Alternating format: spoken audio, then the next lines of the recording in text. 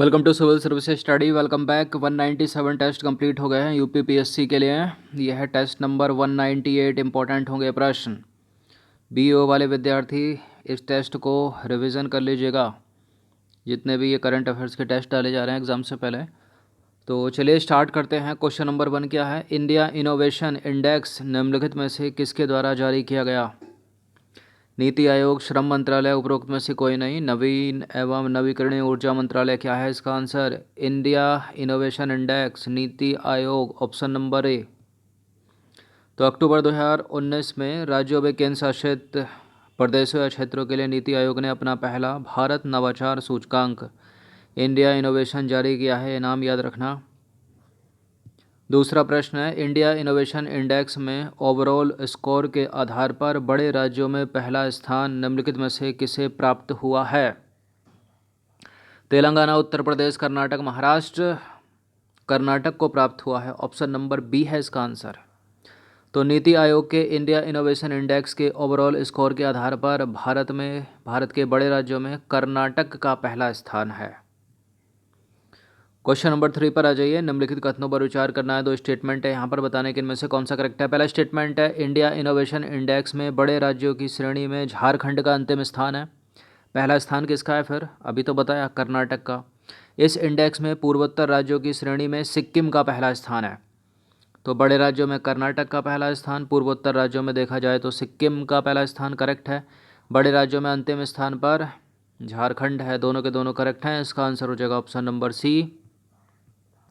Question number 4 पर आ जाइए। सार्वजनिक क्षेत्र के बैंकों के विलय योजना में इलाहाबाद बैंक का विलय निम्नलिखित में से किस बैंक में किया जा रहा है? Andhra bank, Indian bank, Canara bank. किस में किया जा रहा है इलाहाबाद बैंक का विलय? Option number B, Indian bank में। किस में? इंडियन बैंक में किया जा रहा है। ये नाम याद रखिएगा, इंपॉर्टेंट हो सकता है प्रश्न। क्वेश्चन नंबर 5 पर आ जाइए। 2020-21 के खरीफ फसल में धान के लिए कितनी एमएसपी निर्धारित की गई है? कितनी की गई है? ग्रेड ए में 1888 रुपये। कितनी? 1888 रुपये। तो 2020-21 में खरीफ फसलों में धान ग्रेड के लिए 1888 रुपये प्रति क्विंटल एमएसपी जो है वो निर्धारित की गई है।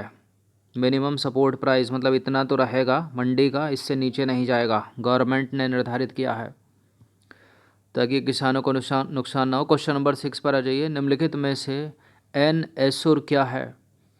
एन एसुर तितली की एक प्रजाति नहीं है, मेंढक की एक प्रजाति नहीं है, एक प्रकार का रोबोट नहीं है, एक पुराना शहर है। ऑप्शन नंबर बी है इसका आंसर, एन एसुर।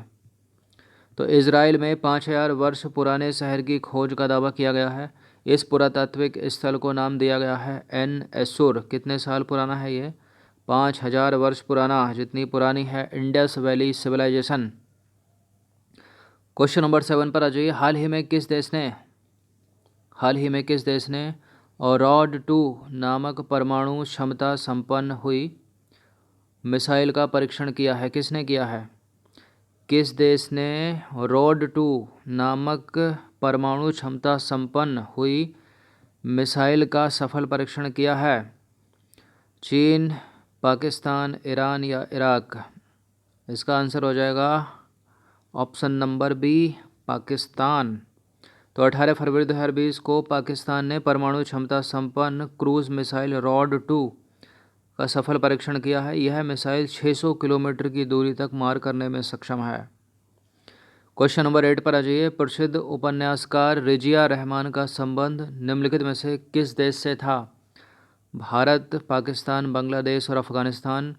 रिजिया रहमान प्रसिद्ध उपन्यासकार, इनका संबंध है बांग्लादेश से। ऑप्शन नंबर सी है इसका आंसर। तो प्रसिद्ध उपन्यासकार रिजिया रहमान का संबंध बांग्लादेश से था। रिजिया रहमान का प्रसिद्ध उपन्यास बोंगे थेके बांग्ला क्या है? बोंगे थेके बांग्ला है। अगस्त 2019 में इनका निधन हो गया, इसलिए समाचारों की सुर्खियों में थी ये। क्वेश्चन नंबर 9 पर आ जाइए। 2020 में नाटो का निम्नलिखित में से कौन 30वां सदस्य होगा? कौन होगा 2020 में नाटो का 30वां सदस्य? मैसिडोनिया। कौन होगा? मैसिडोनिया। Option number A. तो 1949 में नाटो की स्थापना 12 सदस्य राष्ट्रों के साथ हुई थी, जो वर्तमान में 29 है। मैसेडोनिया 2020 में इसका 30वां सदस्य होगा। इसमें सदस्य आते और जाते रहते हैं, बड़ा ही कन्फ्यूज़न होता है, कभी 31 हो जाते हैं, कभी 29, कभी 30। तो वर्तमान में 29 हैं, 30वां सदस्य मैसेडोनिया होगा। क्वेश्चन नंबर 10 पर आ जाइए।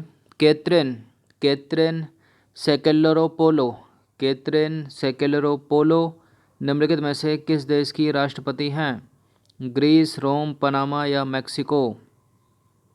कैथरीन सेकेलेरोपोलो किसकी हैं ये? ऑप्शन नंबर ए ग्रीस की हैं। तो जनवरी 2020 में कैथरीन सेकेलेरोपोलो ग्रीस की पहली महिला राष्ट्रपति के रूप में चुनी गई हैं। इम्पोर्टेंट है ये प्रश्न। ग्रीस की पहली महिला राष्ट्रपति हैं, जनवरी 2020 में चुनी गई कैथरीन सेकेलेरोपोलो। क्वेश्चन नंबर 11 पर आ जाइए। निम्नलिखित में से कोसोवा की राजधानी क्या है? कोसोवा की राजधानी क्या है? कोसोवा की राजधानी लक्जमबर्ग नहीं है, प्रिटोरिया नहीं है, प्रिस्तीना है। प्रिस्तीना क्या है? प्रिस्तीना। तो कोसोवा की राजधानी प्रिस्तीना है। देखिए, इसको तीना कुछ भी लिख सकते हैं हिंदी देवनागरी में, इंग्लिश में तो यही लिखा जाएगा, TNA ही होगा वहाँ पर। तो सही है दोनों के दोनों। अब कोसोवा दक्षिण पूर्वी यूरोप में स्थित एक आंशिक रूप से मान्यता प्राप्त जो है वो राज्य है। क्वेश्चन नंबर 12 पर आ जाइए। गिनी बिसाऊ निम्नलिखित में से किस महाद्वीप में स्थित है? गिनी बिसाऊ किस महाद्वीप में स्थित है? उत्तरी अमेरिका, दक्षिणी अमेरिका, अफ्रीका या एशिया? गिनी बिसाऊ है अफ्रीका में। कहाँ पर है? Africa, option number C. तो गिनी बिसाऊ पश्चिमी अफ्रीका में स्थित एक देश है जो 1974 में पुर्तगाल से स्वतंत्र हुआ था। न्यूज़ में होगा इसलिए पूछ रखा है प्रश्न। क्वेश्चन नंबर 13 पर आ जाइए। अंतरिक्ष रॉकेट लॉन्ग मार्च 5B निम्नलिखित में से किस देश द्वारा लॉन्च किया गया? लॉन्ग मार्च 5B लॉन्च किया गया है चीन के द्वारा। ऑप्शन नंबर ए है इसका आंसर। तो 5 मई 2020 को अभी हाल ही की बात है, चीन ने एक अंतरिक्ष रॉकेट लॉन्ग मार्च 5B का सफलतापूर्वक परीक्षण किया। इस रॉकेट की लंबाई 176 फीट है। इस रॉकेट को चीन में मानवयुक्त अंतरिक्ष कार्यक्रम के लिए तैयार किया गया है। नंबर 14 पर आ जाइए। भारत का 50वां अंतर्राष्ट्रीय फिल्म महोत्सव का आयोजन निम्नलिखित में से कहाँ किया गया? ये मोस्ट इम्पॉर्टेंट प्रश्न है, बताइए इसका उत्तर क्या है? देखिए, इसका उत्तर है गोवा राज्य, और गोवा राज्य की कैपिटल पणजी में, और 16वीं बार था ये जब ये ऐसा किया गया। तो देखिए, नवंबर 2019 में गोवा के पणजी में भारत का, और राजधानी भी है उसकी, 50वां अंतर्राष्ट्रीय फिल्म महोत्सव संपन्न हुआ। यह लगातार 16वां वर्ष था जब इस चर्चित वार्षिक महोत्सव का आयोजन गोवा की कैपिटल पणजी में किया गया। क्वेश्चन नंबर 15 पर आ जाइए। नमस्ते ओरछा महोत्सव का आयोजन निम्नलिखित में से किस प्रदेश में किया गया? नमस्ते ओरछा, क्या लगता है आपको? उत्तर प्रदेश, मध्य प्रदेश, राजस्थान या छत्तीसगढ़? अधिकतर संभावना किसकी लग रही है आपको? मध्य प्रदेश और छत्तीसगढ़ की। तो एक तरह से महोत्सव कुछ आदिवासी समुदाय से संबंध रखता है क्या? मध्य प्रदेश है इसका उत्तर। देखिए, मार्च 2020 में मध्य प्रदेश के प्रसिद्ध पर्यटन स्थल ओरछा में नमस्ते ओरछा महोत्सव का आयोजन किया गया। इस महोत्सव का उद्देश्य मध्य प्रदेश के विरासत शहर ओरछा के में पर्यटन को बढ़ावा देना है। तो पर्यटन से संबंधित है, आदिवासी समुदाय से नहीं है। तो 15 प्रश्न थे इम्पोर्टेंट, अच्छे से इसका रिवीजन कर लीजिएगा। और जिन विद्यार्थियों का भी 16 अगस्त को BEO का एग्ज़ाम है वो इन टेस्ट को देख सकते हैं। धन्यवाद।